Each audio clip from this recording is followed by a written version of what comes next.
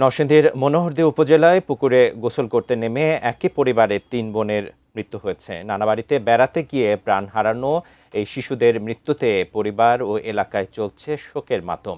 এ বিষয়ে বিস্তারিত জানাতে নরসিংদীর মনোহরদী উপজেলার চর আহমদপুর গ্রাম থেকে সরাসরি যুক্ত হচ্ছেন প্রতিনিধি সোহাগ মিয়া। সোহাগ মিয়া, এই হৃদয় বিদারক একটি ঘটনা ঘটেছে, এই বিস্তারিত আপনার কাছে জানতে চাইব। আপনাকে আমি রয়েছি নরসিংদীর মনোহরদী উপজেলার চর আহমদপুর গ্রামে। আর যেই পুকুরটিতে পড়ে একই পরিবারের ৩ বোনের মৃত্যু হয়েছে, সেই পুকুরের ঠিক উপরে আপনারা দেখতে পাচ্ছেন যে আমার পিছনে এই পুকুরটি, এই পুকুরে গতকাল গোসল করতে নেমে আকস্মিকভাবে মারা যায় এই ৩ জন। আর যেই ৩ জন বোন মারা গেছেন তাদের একজন স্বজন আমার সাথে রয়েছে, তার কাছে আসলে জানতে চাইবো ঠিক কি ঘটেছিল সেখানে। যে একটু বলবেন আসলে কি ঘটেছিল সেখানে। যে ৩ জন মারা গেছে ওগুলো হচ্ছে আমার ভাতিজি হয়। কালকে ৩:৩০টার দিকে ওরা গোসল করতে আসছে।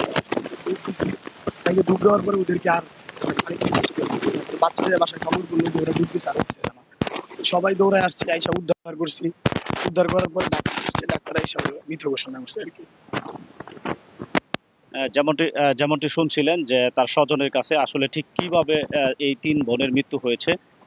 যে ৩ বোনের মৃত্যু হয়েছে পুলিশের সাথে আমরা কথা বলেছিলাম, তারা জানিয়েছেন যে গতকাল রাতেই আহ, আহ, গতকাল রাতেই তাদেরকে আসলে পুলিশের যে আইনি প্রক্রিয়া রয়েছে সেই প্রক্রিয়া